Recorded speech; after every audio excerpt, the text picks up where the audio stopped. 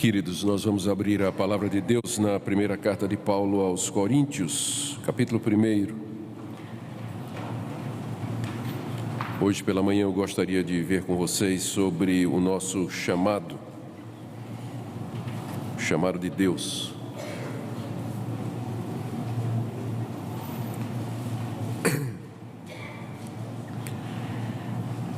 Primeira carta de Paulo aos Coríntios, capítulo 1.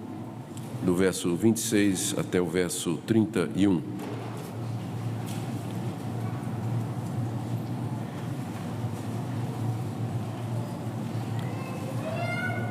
Irmãos, reparai, pois, na vossa vocação, visto que não foram chamados muitos sábios segundo a carne, nem muitos poderosos, nem muitos de nobre nascimento. Pelo contrário, Deus escolheu as coisas loucas do mundo para envergonhar os sábios, e escolheu as coisas fracas do mundo para envergonhar as fortes. E Deus escolheu as coisas humildes do mundo e as desprezadas e aquelas que não são, para reduzir a nada as que são, a fim de que ninguém se vanglorie na presença de Deus.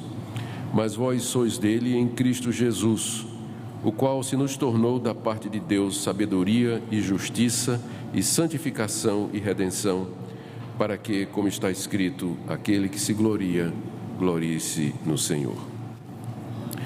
Meus queridos, Paulo escreveu estas palavras para ajudar a igreja de Corinto a resolver um problema de divisão que havia na igreja. A igreja estava rachada em 4 grupos. Um grupo dizia, eu sou de Paulo, outro grupo dizia, eu sou de Apolo, outro grupo dizia, eu sou de Pedro, e tinha um quarto grupo que dizia, eu sou de Cristo. No final, era a formação de grupos em torno de personalidades, porque à exceção de Jesus Cristo, Pedro, Paulo e Apolo tinham sido ministros e líderes e pregadores na igreja na sua história recente, talvez Pedro menos, a possibilidade de que Pedro tenha estado lá pelo menos para visitar a igreja de Corinto. E não é que fosse errado aqueles grupos terem os seus pregadores prediletos, ou se identificar mais com um determinado líder. O problema é que eles brigavam entre si, disputando para ver quem dos líderes preferidos pregava melhor, era o mais culto, era o mais erudito, o mais espiritual. E a igreja estava rachada, estavam brigando entre si, disputando em torno dessa questão. Quem desses homens é o mais espiritual, ou mais capaz, ou o mais brilhante na pregação. E a razão é que os coríntios transferiram para a igreja aquilo que eles eram no mundo. Os coríntios gostavam muito de filosofia, eles eram gregos, e havia muitas escolas de filosofia em Corinto. E os filósofos de Corinto, bem como em outras partes do mundo, eles iam para a praça pública e começavam a fazer discursos e a elaborar suas ideias, usando retórica, frases construídas, frases de efeito, para emocionar as multidões e depois passar o chapéu, para tirar dinheiro, e é assim que eles ganhavam a vida. E os coríntios gostavam muito disso, eles apreciavam a retórica. Quando eles ouviram o evangelho pregado por Paulo, entraram, se tornaram cristãos e formaram a igreja, eles trouxeram essa mentalidade para dentro da igreja e começaram a comparar os grandes pregadores cristãos, para saber quem era o maior, quem pregava melhor, e deu briga dentro da igreja.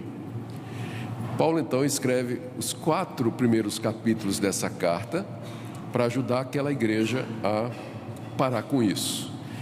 E ele menciona aqui as brigas, no verso 10, ele diz, meus irmãos, eu peço que falem todos a mesma coisa, que não haja entre vocês divisões, que vocês estejam unidos na mesma disposição mental, no mesmo parecer. No verso 11 ele diz, a vosso respeito, meus irmãos, fui informado pelos da casa de Cloe de que há contendas entre vós. Refiro-me ao fato de cada um de vós dizer, eu sou de Paulo, e eu de Apolo, e eu de Cefas é Pedro, e eu de Cristo. Então, era esse o problema que Paulo estava querendo resolver aqui.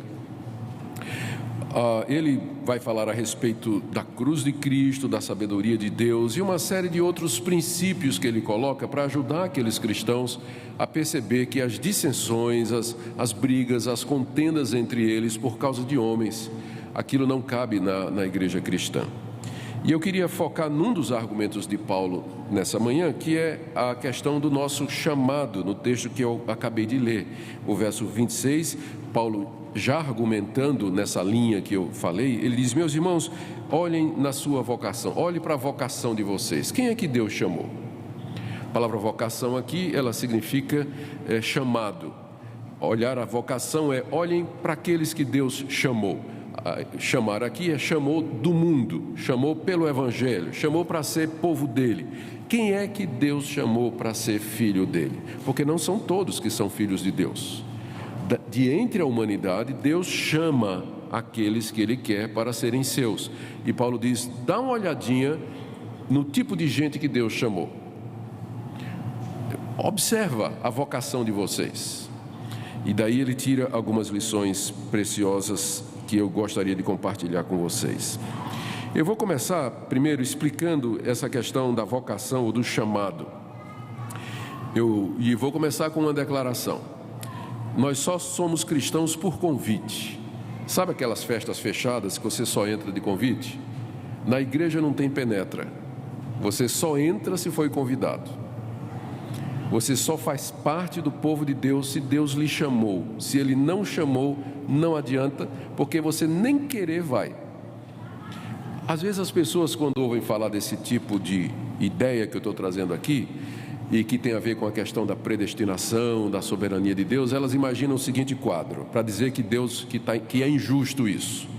Eles imaginam o céu, São Pedro lá na porta com o iPad, né, com a lista, todo mundo, a lista da vida.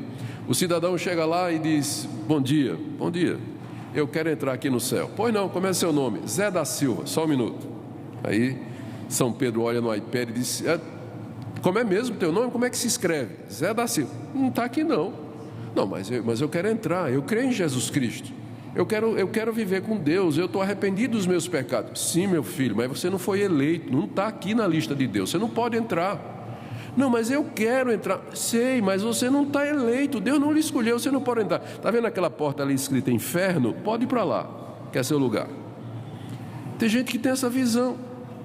Deixa eu lhe dar a imagem correta. A imagem correta é a seguinte: uma multidão com venda nos olhos, tampões nos ouvidos, caminhando na direção de um grande abismo. Eles não estão vendo, eles não estão ouvindo, acham que está tudo natural e estão caminhando normalmente em direção ao abismo. E Deus atrás gritando: voltem, voltem, vocês estão caminhando para a perdição, vocês estão caminhando para a destruição de vocês. Ninguém ouve, ninguém vê. Até que Deus chega para um, sacode pelos ombros, tira a venda dos olhos, tampão do ouvido, e a pessoa...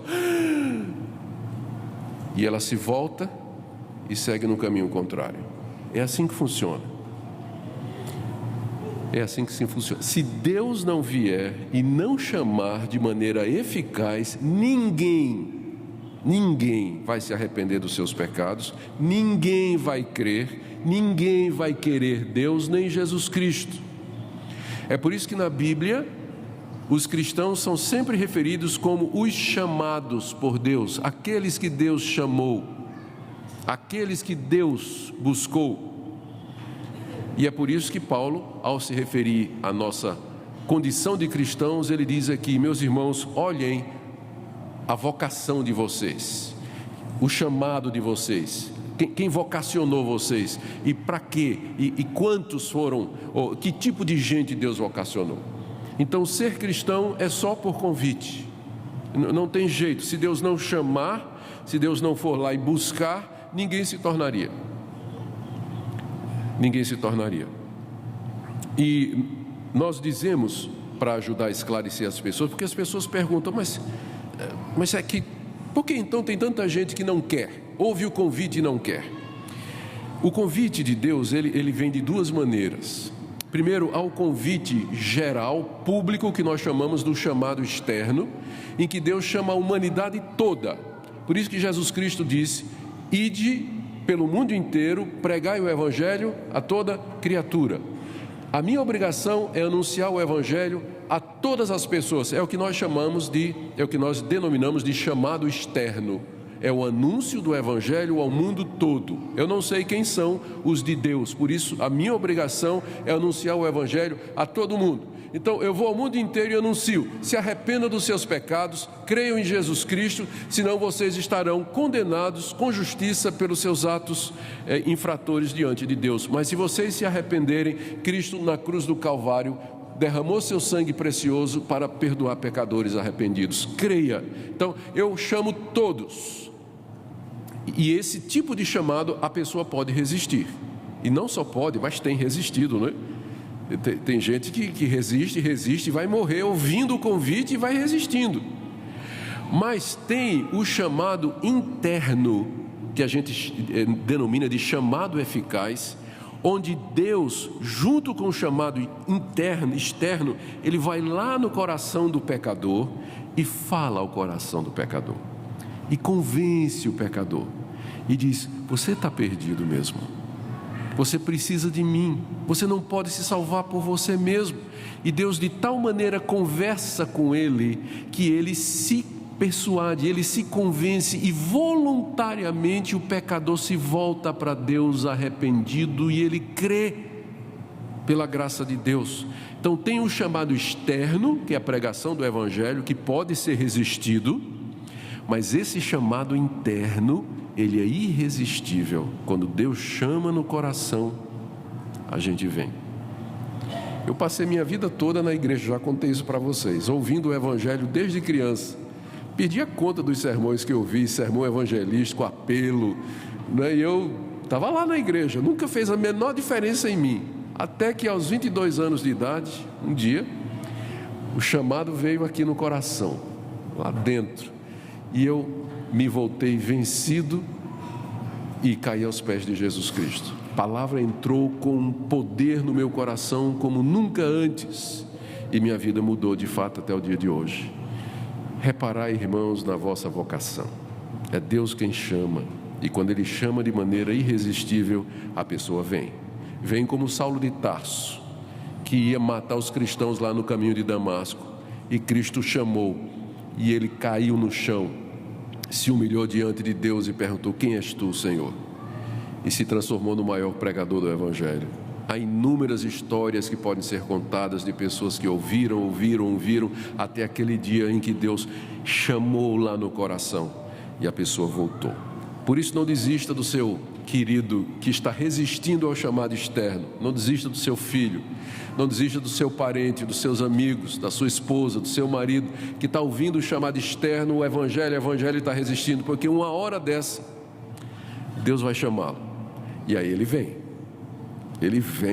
mesmo, e vem voluntariamente, e vem dizendo: por que eu não atendi antes, né? Por que eu não quis antes? Deus de fato muda o coração.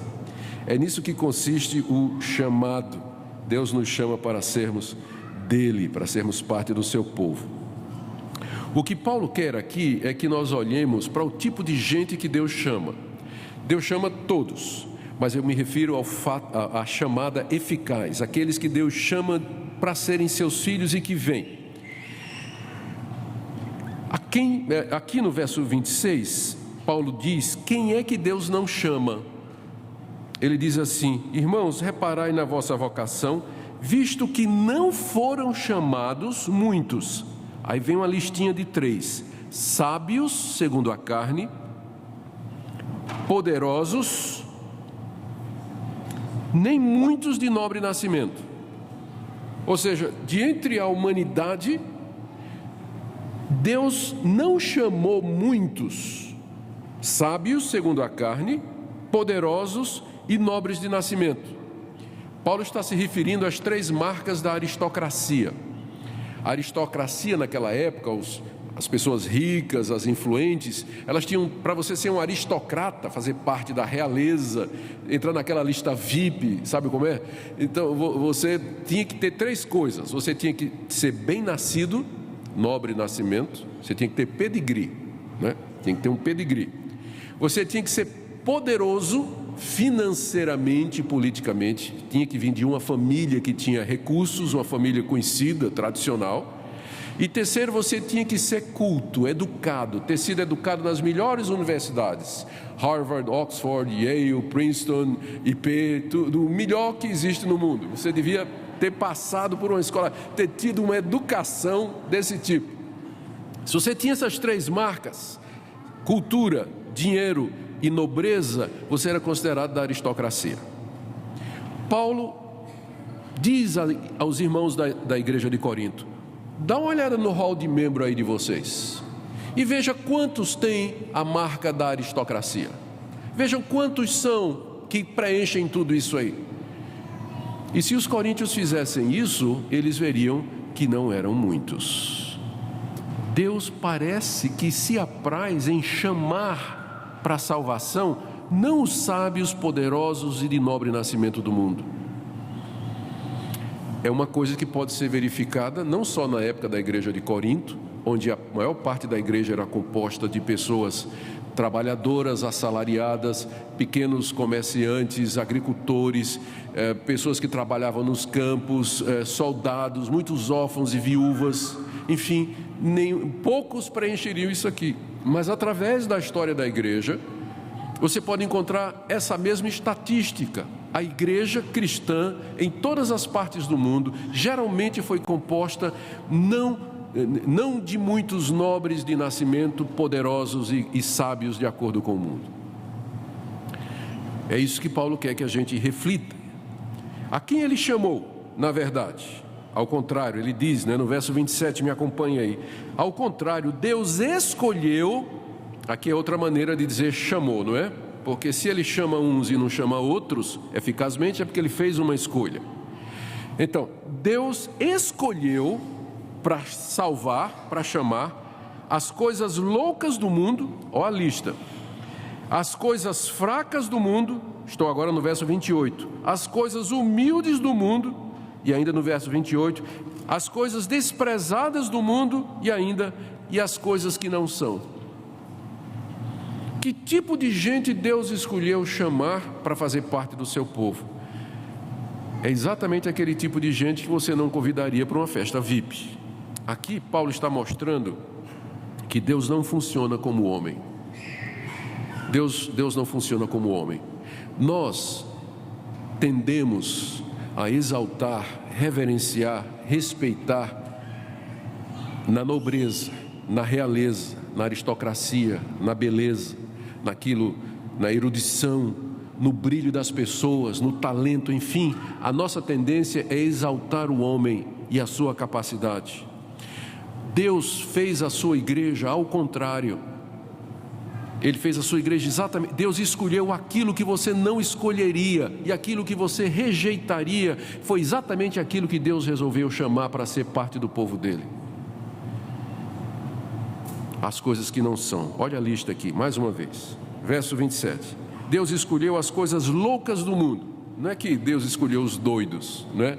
Mas aquilo que para o mundo parece loucura, aquilo que os sábios do mundo, os eruditos, os especialistas, os cultos, eles consideram como loucura, esse negócio de fé, religião, isso é uma coisa primitiva, não é? Acreditar num carpinteiro morto numa cruz, derramando sangue para salvar nossos pecados, isso é uma fé, isso é a vida toda, o tempo todo, quem sempre ironizou, zombou, criticou e perseguiu o cristianismo foram os sábios e entendidos, escrevendo livros e mais livros para destruir a fé simples dos cristãos.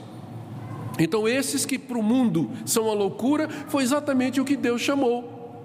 Deus chamou, não só os loucos, ele fala aqui, Deus escolheu as coisas fracas do mundo. Quem são os fracos? Os desprovidos, não têm influência política, não têm dinheiro para conseguir um empréstimo, é um sacrifício, né? Porque ninguém não tem nem fiador, são pessoas que não têm poder, elas não conseguem financeiramente, politicamente fazer a diferença, são as pessoas fracas do mundo. Foi quem Deus chamou. Deus escolheu, verso 28, as coisas humildes do mundo, ou seja, aquelas pessoas que não parecem ser alguém, aquelas pessoas que não só são humildes, mas são humilhadas, como o próximo categoria, as coisas que são desprezadas, aquelas para quem os ricos, os poderosos, os nobres torcem o nariz. Olha assim, dizem isso. Quem é esse? É do povão. Esse é o povão. Zé Povinho, já ouviu falar da expressão?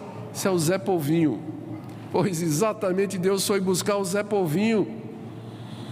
Deus foi chamar exatamente esse tipo de gente. Irmãos, olhai a vossa vocação, diz o apóstolo Paulo. Por que é que Deus, de entre a humanidade, foi chamar exatamente aquilo que para a humanidade em geral é o refúgio? Porque se a gente fosse montar uma igreja, a gente sairia escolhendo o senador, deputado, sem ser do PT, é claro, né? Os poderosos, os milionários, a gente sairia chamando esse pessoal, não é verdade? Porque seria uma igreja assim, uma igreja poderosa, né? De gente influente, uma igreja que teria um poder extraordinário na cidade, poderia até mudar nome de rua, para botar nome de reverendo fulano de tal. Mas não é assim que Deus funciona. Ele faz exatamente o contrário. E a pergunta é por quê? Porque é que são poucos.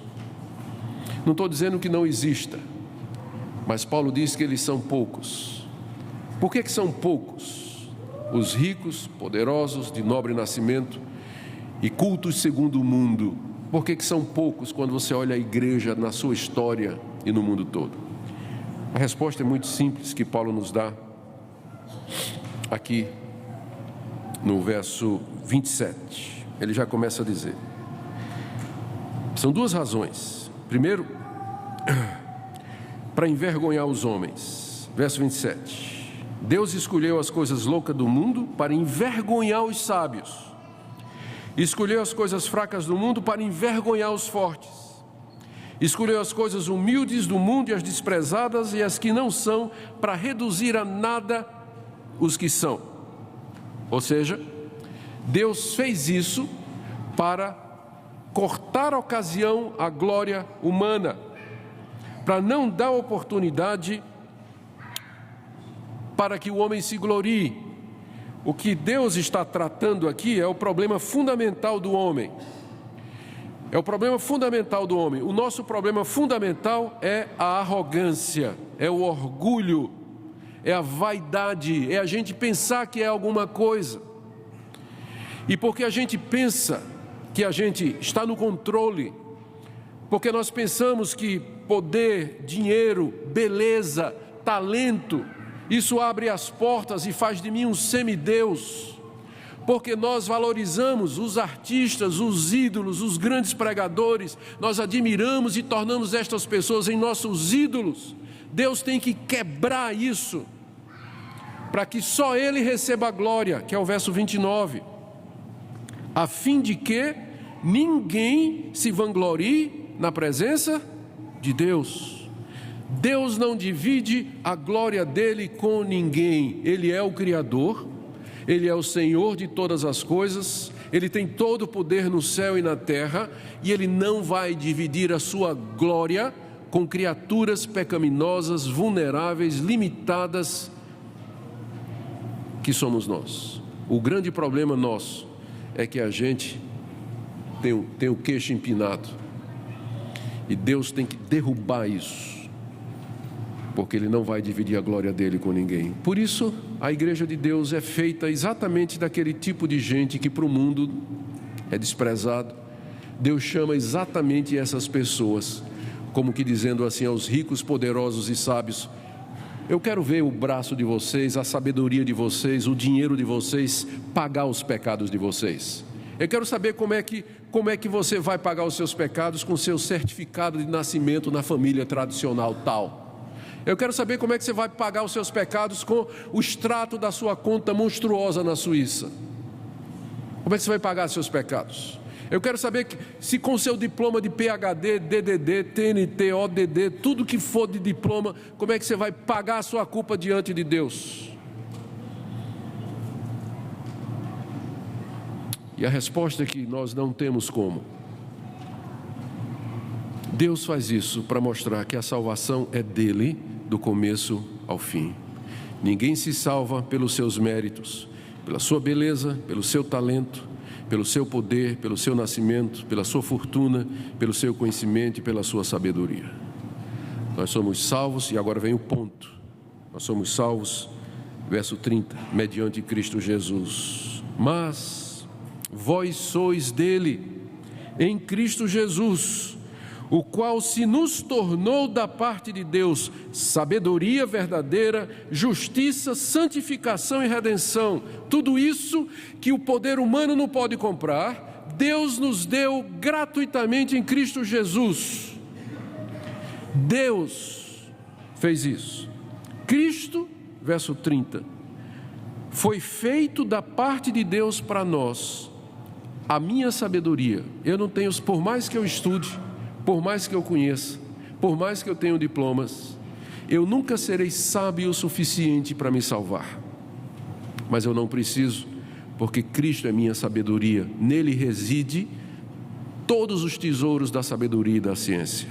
Ele é a imagem do Deus invisível.